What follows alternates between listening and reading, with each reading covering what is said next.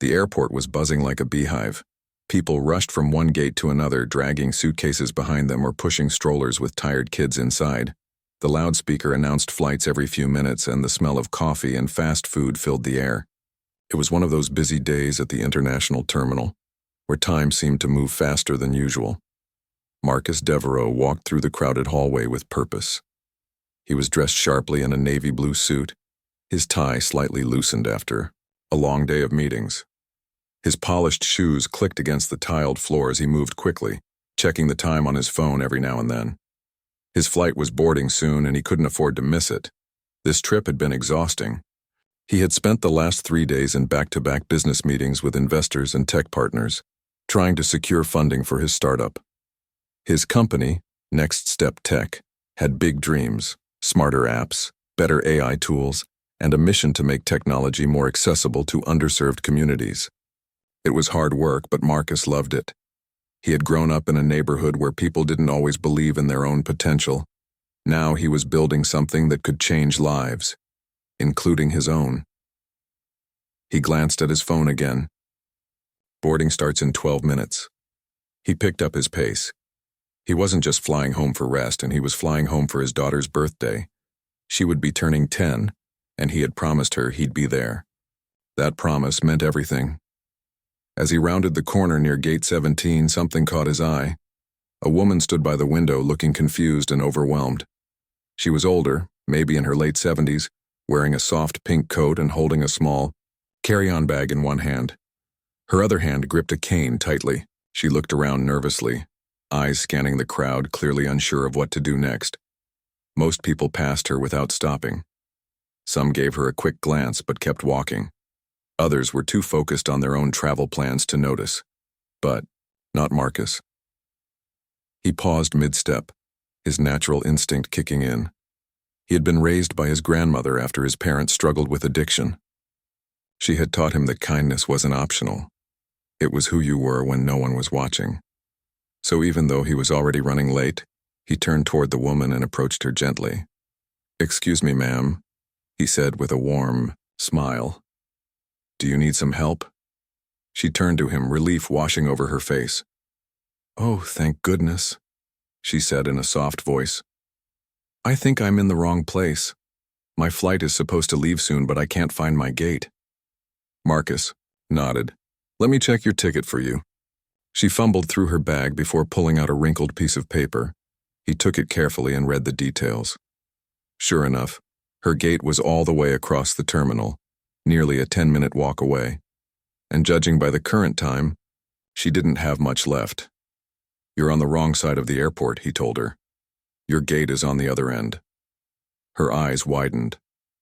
"Oh dear. I must have taken a wrong turn somewhere. I don't get around as fast as I used to." Without hesitation, Marcus placed his briefcase down on a nearby seat and offered her his arm. "Don't worry, I'll help you get there." She smiled gratefully and leaned on him as they began walking slowly together.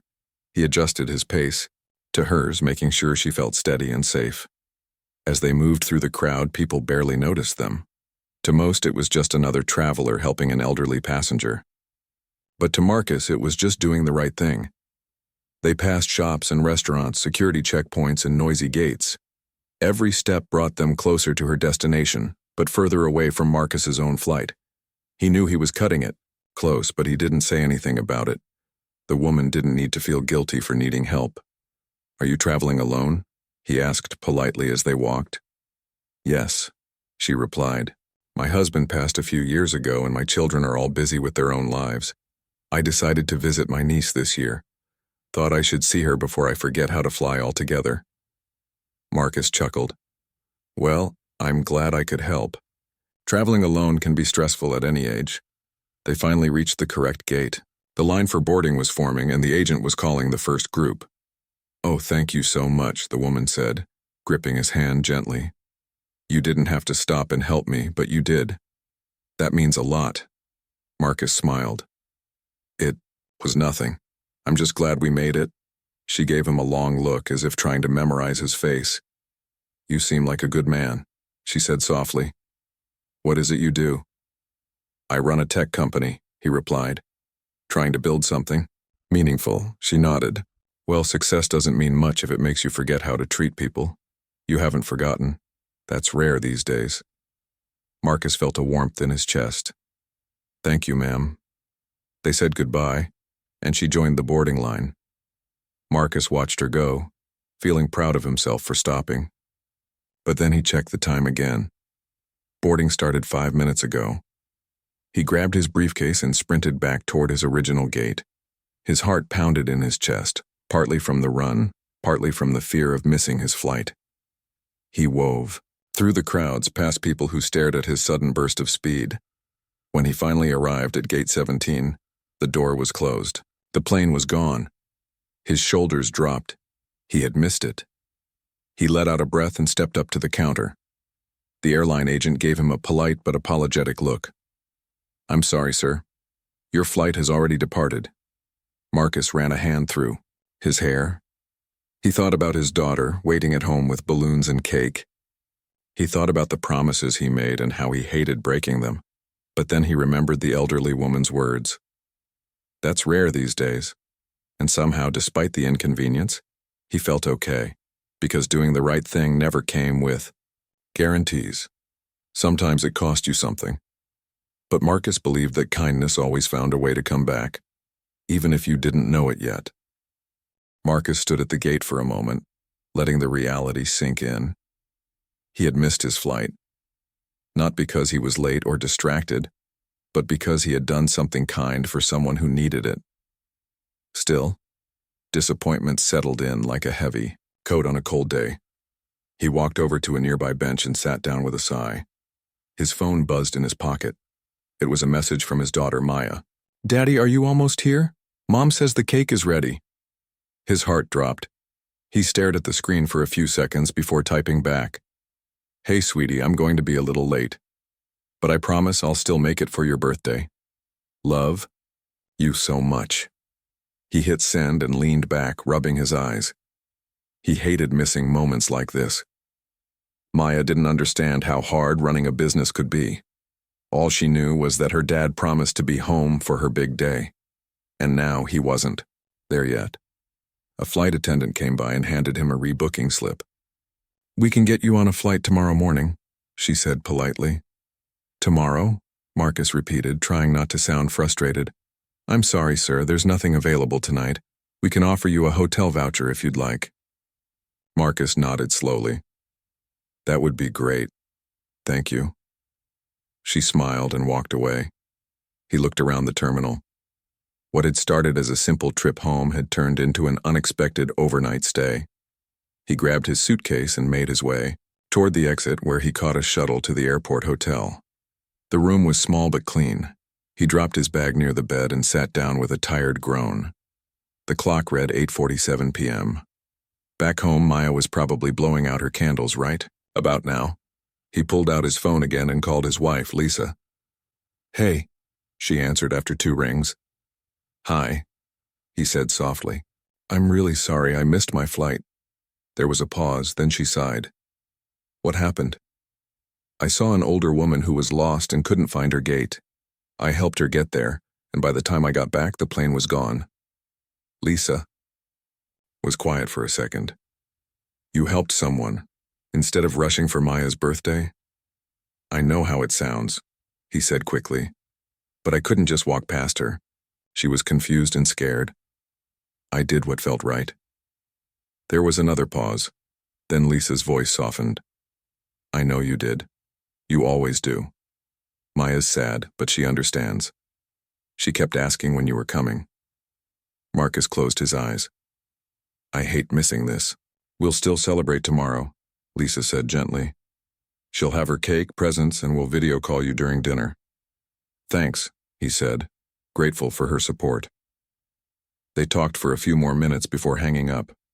Marcus sat in silence, staring at the ceiling. He wasn't angry, just disappointed in himself. He had worked so hard to build something meaningful, but sometimes it felt like he was always choosing between success and family. Still, he opened his laptop and checked his emails. If he was stuck for the night, he might as well use the time wisely.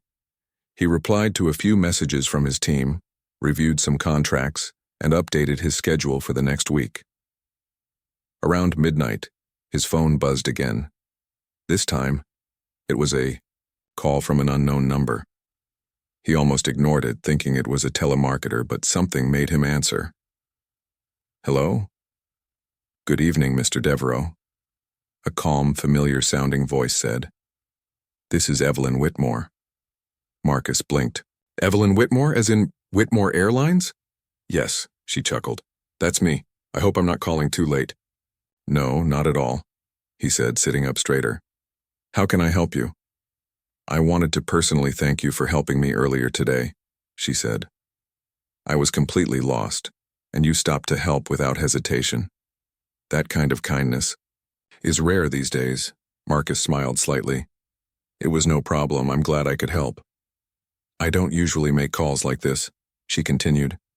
But I've been flying for over 50 years, and I can count on one hand the number of people who've stopped to help me without expecting anything in return. You really didn't have to call, Marcus said humbly. But I wanted to, she insisted. And I also wanted to let you know that I'll be speaking with our customer service team about your experience today. People like you deserve better than missed flights for doing the right thing. Marcus laughed softly. That's very kind of you. They spoke for a few more minutes. Evelyn seemed genuinely interested in his work and asked about next step, tech.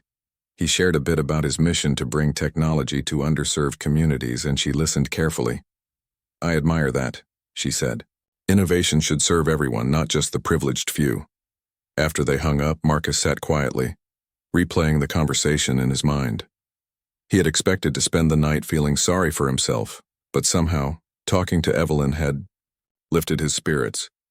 Still, he was stuck in an airport hotel, missing his daughter's birthday. He set his alarm for early morning and finally crawled into bed. Sleep came slowly, but eventually exhaustion won. The next morning, he woke up to another buzz from his phone, another unknown number. He answered groggily. Hello? Mr. Devereaux? A different voice this time, and a man's. This is Daniel Hartman, Ms. Whitmore's assistant. She wanted me to reach out to you. Oh, hi, Marcus said, now wide awake. She'd like to meet you in person later today.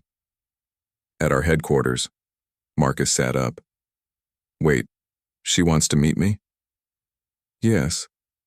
She mentioned your company and believes there may be an opportunity worth exploring together. Marcus blinked, stunned. An opportunity? That's all I can say for now. Would you be available to come in at 2 p.m.? He looked at the clock. It was already 9 a.m. He had time. Yes, he said, barely believing the words.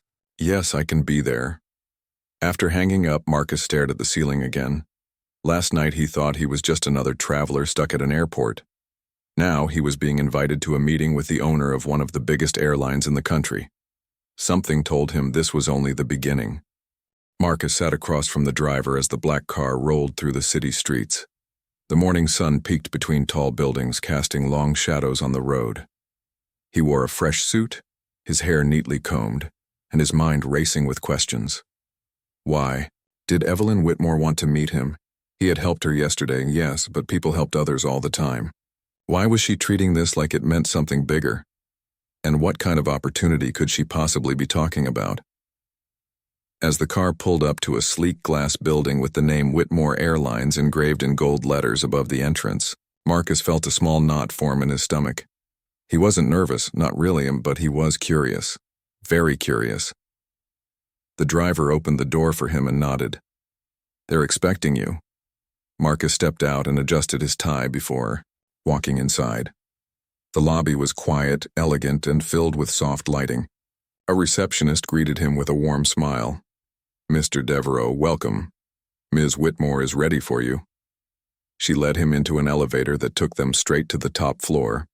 When the doors opened, they stepped into a wide, open space filled with natural light and views of the city skyline. It was clearly the executive office.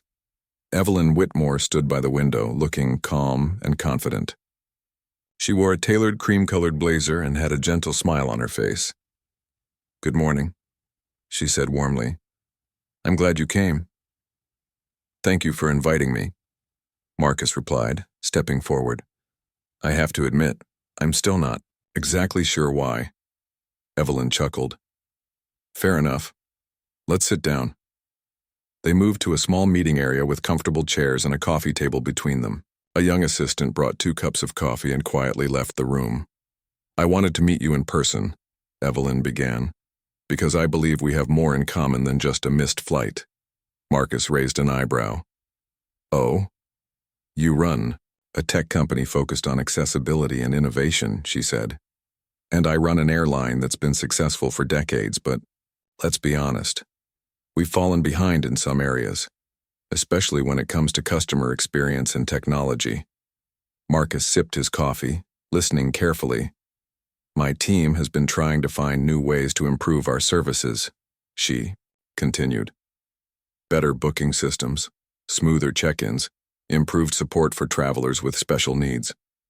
But every proposal we've seen so far has felt generic, like someone built it without truly understanding the traveler.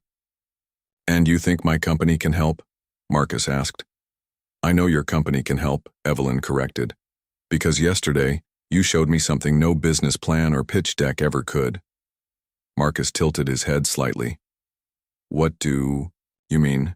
You stopped to help someone who needed it, not because it would benefit you, not because anyone was watching, but because it was the right thing to do. That tells me a lot about your character, and if your values are reflected in your company's work, then I want to be part of it. Marcus was silent for a moment. He had expected a polite thank you, maybe even a gift card or a free ticket. But this was something else entirely. I'm honored, he finally said. But I have to ask, how serious are you about this? Evelyn smiled. Very serious. I'd like to offer you a partnership. Not just a one-time contract, but a real collaboration. I want your company to help us redesign key parts of our digital experience. From the app to the website, from customer service tools to in-flight support. I want you to lead the way. Marcus leaned back slightly. His mind was spinning. This was the kind of opportunity most entrepreneurs only dreamed of.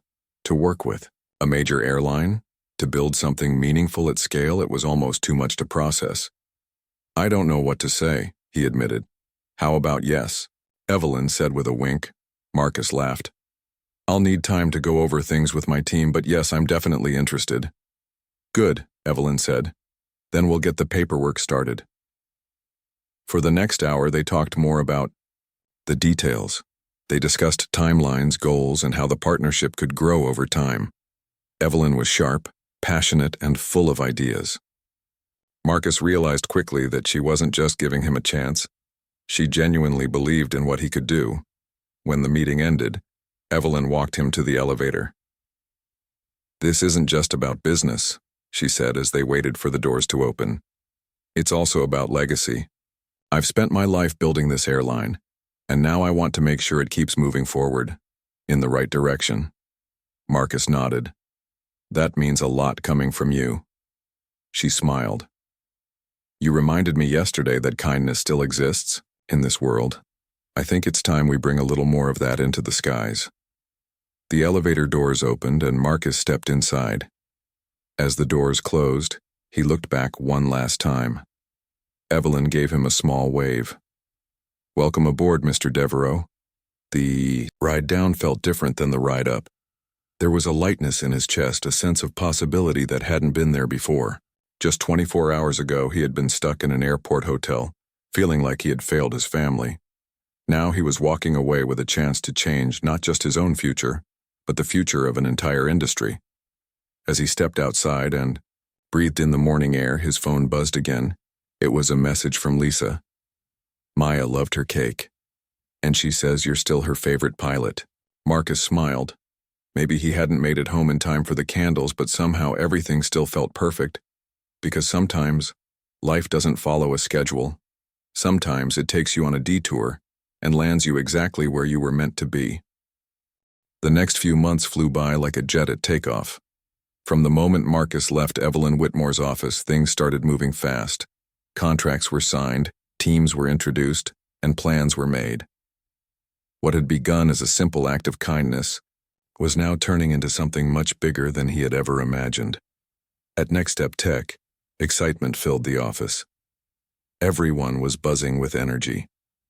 Designers, developers, and customer service experts worked together, pouring their hearts into the project. The goal was clear: make flying easier, smarter, and more personal for every kind of traveler. Marcus led the effort with passion. He believed that technology should serve people, not the other way around. And now, with Whitmore Airlines on board, he finally had the chance to prove it. The first step was to rebuild the airline's mobile app from the ground up. It needed to be faster, friendlier, and more helpful. Marcus's team added features that made booking flights simpler, checking in smoother, and getting help easier, especially for older travelers, families, and people with disabilities. They also created an AI-powered chat assistant that could answer questions in real time, helping passengers find lost luggage, change seats, or even get travel tips. It wasn't just smart, it was kind. That became the motto of the whole project: smart technology with a human heart.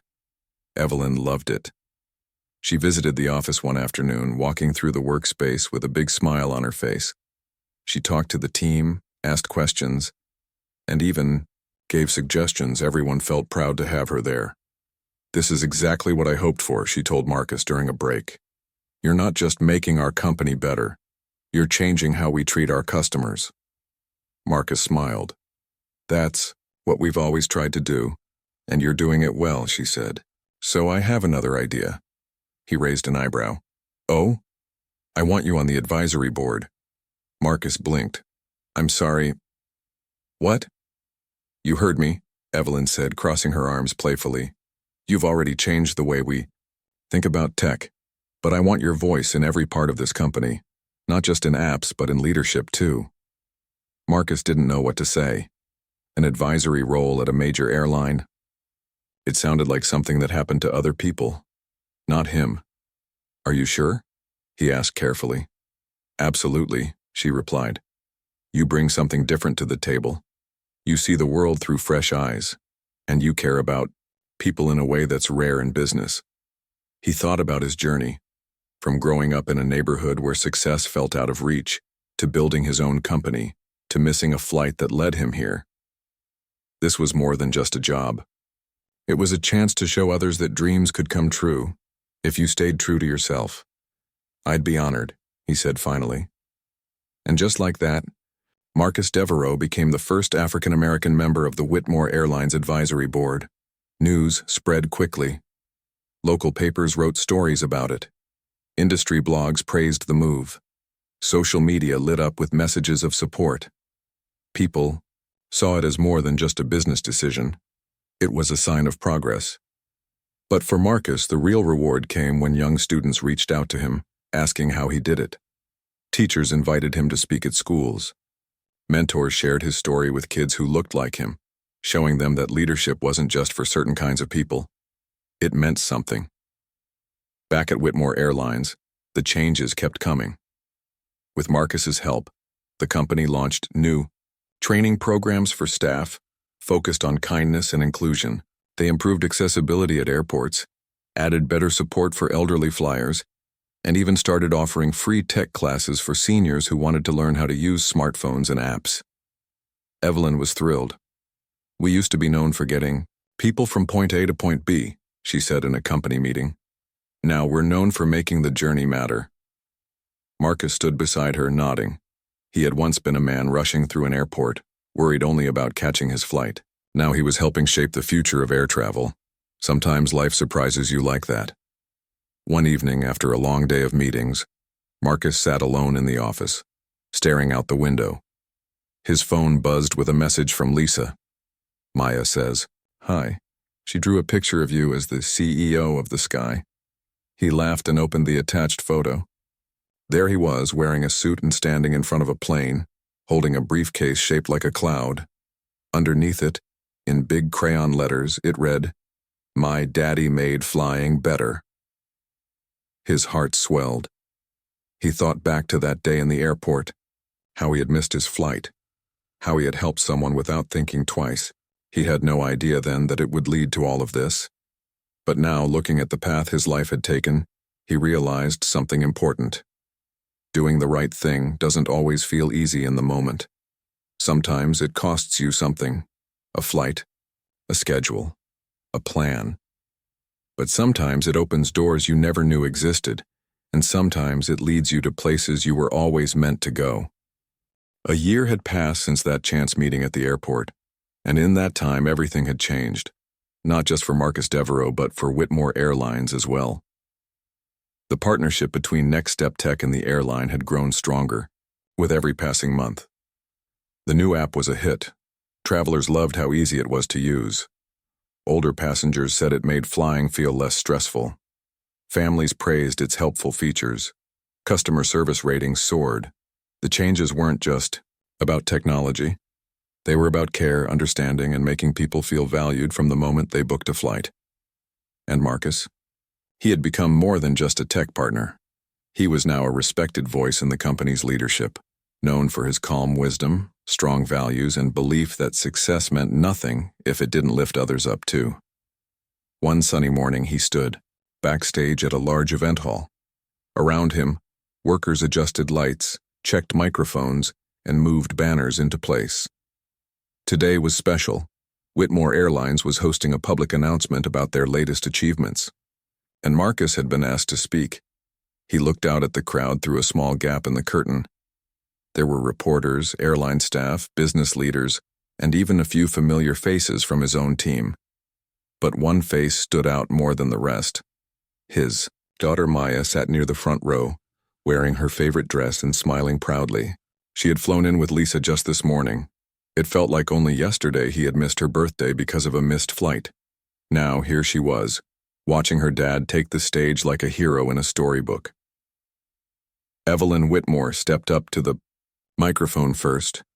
She waved to the crowd and smiled warmly. "Good morning, everyone," she began. "Thank you all for being here today. We've come a long way this past year, and I'm so proud of what we've built together." She paused, then turned slightly toward the stage entrance. "But none of this would have been possible without someone very special. A man who didn't know me from anyone else, yet chose to help me when I needed it most. That kindness led to a conversation. That conversation led to trust, and that trust has led to real change." She looked directly at Marcus now. "Please welcome to the stage Mr. Marcus Devereaux." The audience clapped as Marcus walked forward. He gave Evelyn a quick nod of thanks before stepping up to the mic. "Good morning," he said, looking out at the sea of faces. "It feels a little strange standing up here talking to all of you, because honestly I never thought my life would lead me here." A few people chuckled. "But sometimes life surprises us," he continued. "Sometimes it throws us off course. Just so we can find our true path." He took a breath, letting the words settle. "A year ago I missed my flight home because I stopped to help someone. At the time I didn't think much of it. I just saw a person in need and did what felt right. I had no idea that simple act would change my life, or that it would lead me here, working with an amazing team, helping shape the future of air travel, and building something that puts people first." He glanced at Maya again. She was watching him closely, eyes wide with excitement. "I believe that kindness is powerful," he said. "Not because it always gets noticed, not because it always gets rewarded, but because it shapes who we are. It reminds us that we're not just chasing success, we're also building lives that matter." There was a warm round of applause. Marcus went on to share some of the improvements they had made: better apps, smarter customer support, and training programs that helped employees treat every passenger with respect and care. Then came the big news. Evelyn stepped back up to the microphone. "Today we're announcing a new initiative, the Whitmore Cares program. It's designed to make sure that no traveler ever feels forgotten or overlooked, from seniors to families, from first-time flyers to those with special needs. This program will ensure that every journey is treated with dignity." She smiled. "And leading this effort will be none other than Marcus Devereaux, who will now officially join our board of directors." Gasps rose from the crowd. Cameras flashed. Marcus felt his heart race. This was a huge step, not just for him, but for everyone who believed that diversity and compassion belonged at the top levels of business. As he shook Evelyn's hand on stage, he felt a deep sense of gratitude, not just for the opportunity but for the journey that brought him here. Later that day, after the speeches and photos, Marcus finally got a quiet moment with Maya. "You did awesome, Daddy," she said, hugging him tightly. "Thanks, sweetie," he said, kneeling beside her. "I couldn't have done any of this without your love and support." She grinned. "So does this mean you're like the CEO of the whole sky now?" He laughed. "Something like that?" They walked outside together where the sun was shining bright and the sky stretched endlessly above them. Marcus looked up and thought about how far he had come. From missing a flight to changing an entire industry. From doing a simple act of kindness to finding a new purpose. Life had taught him a valuable lesson, that sometimes the best opportunities don't come from rushing ahead. Sometimes they come from slowing down, helping others, and trusting that the universe rewards those who do the right thing.